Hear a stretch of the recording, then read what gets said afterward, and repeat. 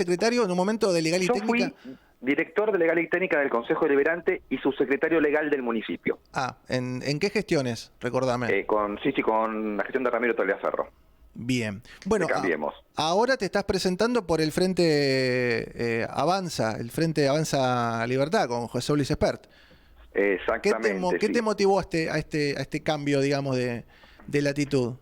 En realidad, a ver, no hubo un cambio importante en mi forma de pensar. Yo me considero liberal, me considero liberal cuando integré Cambiemos, y la había considerado la opción más adecuada para dar causa a mis ideas de libertad y de república, ¿no?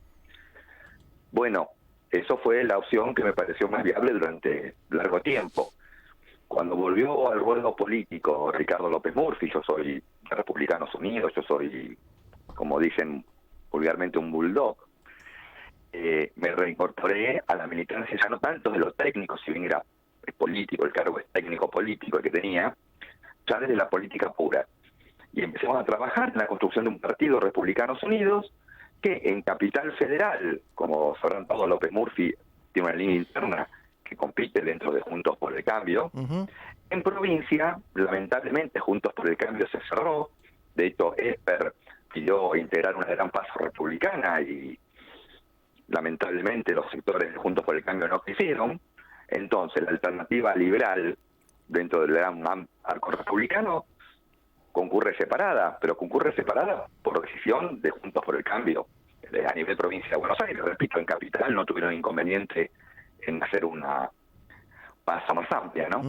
Voy a decir, ¿liberal en qué sentido? Porque acá en Argentina como que todo es mala palabra. Toda experiencia que hemos tenido y que salió mal, como generalmente sale mal en materia económica, termina siendo mala palabra, ¿no? Y la palabra liberal está asociada a las políticas liberales, ¿no? De la década del 90. ¿Vos cómo interpretás este paso político, ¿no? de los liberales por la Argentina, por estas elecciones? Bueno, vamos por partes. Yo soy liberal en el sentido estricto e integral de la palabra, un liberal en lo económico, en lo político, en lo social. Soy liberal. Ahora bien, yo creo que la última experiencia liberal de gobierno que hubo en Argentina fue Marcelo Torcuato Alvear. Y las políticas liberales llevaron a Argentina a ser una de las primeras potencias del mundo. De hecho, con el golpe del 30, primero se cortó el liberalismo político. Poco tiempo después, a limitar el liberalismo económico. Las políticas del gobierno de la concordancia, en algunos aspectos, y aumentadas por el peronismo y continuadas básicamente sin solución de continuidad por la mayoría de los gobiernos, no fueron liberales.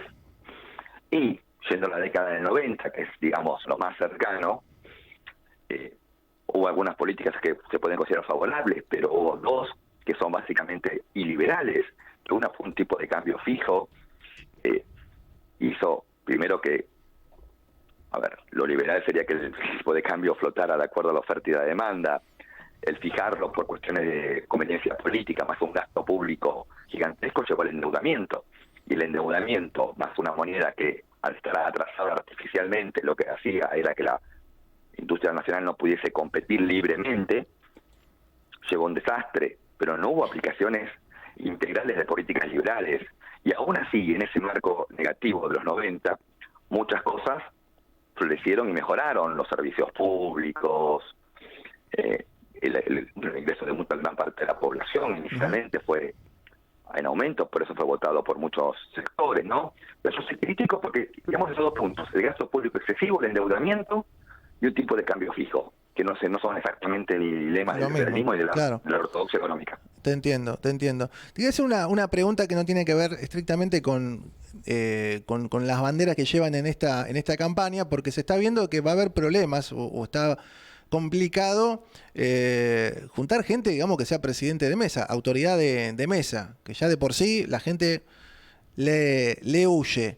Está más complicado, obviamente, con todo este asunto de la pandemia, eso, la fiscalización, lo que siempre venimos analizando y vemos que es un problema que no se quiere resolver, se le añade el temor al contagio dentro del día de la votación. ¿A ustedes les preocupa esto o cómo lo están viendo? Porque de hecho faltan apenas 3 semanas para tener que ir a votar, ¿no? A ver, es un problema y en parte hay un problema que tiene solución, que es la boleta única. Por supuesto. Es decir, el tema de la fiscalización genera un gran movimiento masivo, porque hay que, como decimos todos, cuidar la boleta. Si eliminamos ese problema, ya eliminamos una gran movilización, recursos, costos, más en el tema de la pandemia, el tema sanitario, y hasta se podría... El tema de la presidencia de mesa es un problema distinto, creo que es un problema de hastío de la sociedad con el sistema, con la clase política, en el cual considera que tiene que dar un sacrificio y un esfuerzo que no se ve recompensado en la realidad. Y ese problema sí es preocupante, pero no va solamente con ser presidente de mesa, va con una concepción caída de todos los valores republicanos que reivindicamos, ¿no? Ya la función pública, a ver, ser consejero no es más una carga pública, sino es un beneficio. Yo creo que tenemos que empezar a pensar en reestructurar los consejos deliberantes con conceptos de carga pública y conceptos de dieta como justamente eso, algo que reemplace el ingreso que uno pierde en la actividad privada, pero no que sea un salario o algo por el estilo. Entonces, ¿qué piensa un presidente de mesa? Y yo estoy acá 12 horas dejando a mi familia, mientras otros hacen desastre en la gestión pública y encima tengo que estar en eso, y no quieren. Esa sería la situación. Iván, buen día. Mi nombre es Ubaldo Luna. ¿Cómo le va? ¿Qué tal, Ubaldo? Usted formó parte del gobierno de Tagliaferro, naturalmente fue una experiencia de 4 años aquí en el municipio de Morón. En mi caso, perdón, sí. De 3. Yo en marzo del 18 me fui. De acuerdo, pero hablaba del gobierno justamente de Juntos por el Cambio aquí en el distrito, que posteriormente terminó votando lo que había descartado en el año 2015. ¿Qué piensa que pasó en Morón en cuanto a su avance o su retroceso después de la experiencia de Juntos por el Cambio y nuevamente el gobierno otra vez del intendente Lucas Gui? Bueno, hay varias cosas. Primero, amplío la pregunta sin esquivar la que haces, ¿no? Sí. ¿Qué pasó después de 4 años de Macri para que volviese básicamente con algún maquillaje el mismo gobierno descartado en el 15? Yo creo que hay, por un lado, errores de comunicación hubo, es decir, no decir las dificultades reales que había, quizá vender espejitos de colores y que todo maravillosamente se iba a solucionar porque cambiaban los nombres y las caras. Pero por otro lado, para mí, no se llevaron las ideas que se decían, las ideas que tenían los votantes, a fondo. Y voy a poner varios ejemplos. No se redujo el gasto público como tenía que ser reducido. En Morón, digamos, la cantidad de empleados y funcionarios de burocracia política no se redujo, por poner un ejemplo, ¿no? Entonces, incluso de lo discursivo, la batalla cultural tampoco se dio. Es decir, como que había cierta timidez o temor o miedo a que no nos digan progres. Entonces, muchas de las medidas que había que haber tomado no se tomaron por temor a la reacción. Yo siempre recuerdo una frase que no, es exagerada para el caso, ¿no? Y la estoy parafraseando, pero renunciaron al honor por la paz y se quedaron sin paz y sin honor, vinculado a Churchill, vinculado a Chamberlain, ¿no? Bueno, yo digo, en cierta manera, yo entiendo que había que negociar, no había mayoría en las cámaras, sindicatos hostiles, movimientos llamados sociales que son políticos amenazando la calle, pero en un momento uno dice, a ver, vinieron para otra cosa y no lo hicieron.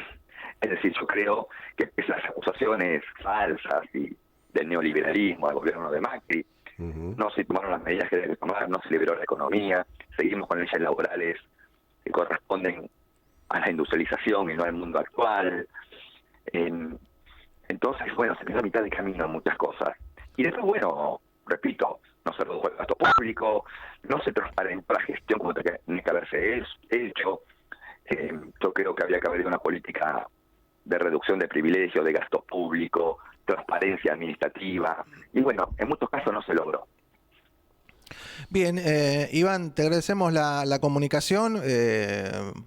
Bueno, obviamente después cuando se junten seguramente volveremos a hablar hacia noviembre, respecto a los candidatos de experta aquí en la provincia, particularmente aquí en Morón. Sí, gracias por tu tiempo. Muchas gracias a ustedes. Bien, hablamos con Iván Ponce, al frente de una de las listas de experta aquí en Morón.